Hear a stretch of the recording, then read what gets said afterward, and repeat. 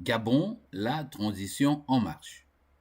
C'est donc ce lundi 4 septembre 2023 que le nouvel homme fort du Gabon, le général de brigade Brice Clotaire Oligui Nguema, a prêté serment, devenant ainsi officiellement le quatrième président de la République gabonaise. Cette cérémonie de prestation de serment a été marquée par des annonces fortes.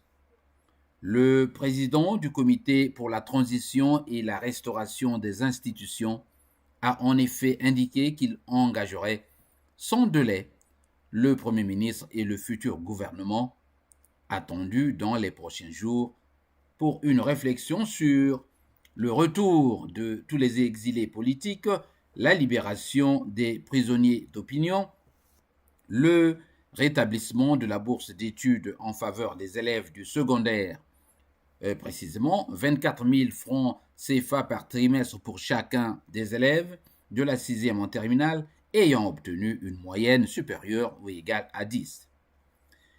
Le financement de l'économie gabonaise en partenariat avec les opérateurs nationaux et les banques locales. Au chapelet de ces mesures, on peut également citer la révision des conditions d'accès à la nationalité gabonaise et au foncier, l'élaboration d'une nouvelle constitution qui sera adoptée par référendum, d'un code électoral et d'un code pénal qui ne souffriront d'aucune ambiguïté.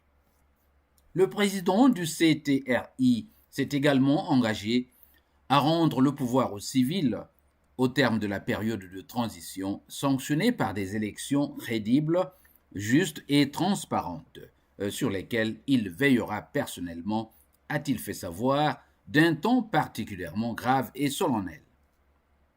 Ce général de 48 ans a été formé au Maroc et n'a pas manqué de revenir sur les conditions et raisons ayant conduit au coup d'État du 30 août dernier, commandé, a-t-il rappelé, par la nécessité de sauver la nation du chaos dans lequel voulait le précipiter le pouvoir déchu à travers des élections générales du 26 août 2023, mal organisées et des résultats pipés.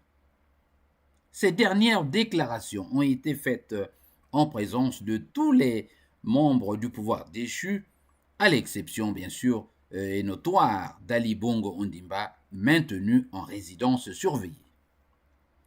Plusieurs dignitaires de l'ancien régime sont actuellement incarcérés pour plusieurs chefs d'accusation, notamment haute trahison, falsification de la signature du président de la République, trafic de stupéfiants, détournement massif de deniers publics. Ces derniers jours, plus de 100 milliards de francs CFA et autres devises ont été retrouvés dans des valises et cantines, notamment au domicile des proches collaborateurs et amis du fils aîné d'Ali Bongo Ondimba, M.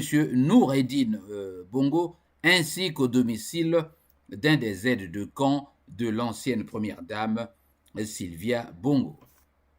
On a pu relever au cours de cette cérémonie un bel élan d'union et de cohésion de la nation gabonaise, puisque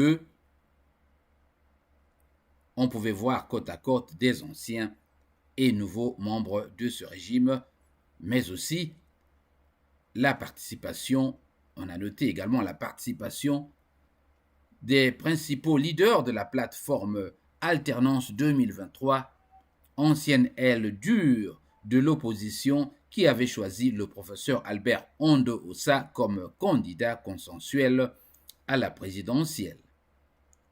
La transition est donc officiellement en marche au Gabon. Sa durée sera définie, avait déjà récemment indiqué le président de la transition par les prochaines assises qui regrouperont dans les meilleurs délais autour du CTRI l'ensemble des forces vives de la nation. La vie a repris son cours normal au Gabon. Les frontières ont été rouvertes samedi 2 août au lendemain de la reprise des vols intérieurs. Seul motif de grincement de dents chez les populations, le couvre-feu encore en vigueur de 18h à 6h du matin. Brice Clotaire Oligui Nguema devient ainsi le 4e président du Gabon après Léomba, 7 ans au pouvoir, Omar Bongo, 42 ans au pouvoir, Rose Francine Rogombe, 2009 transition après le décès de son prédécesseur, et Ali Bongo, 14 ans. C'était Jean Lewis à Chicago.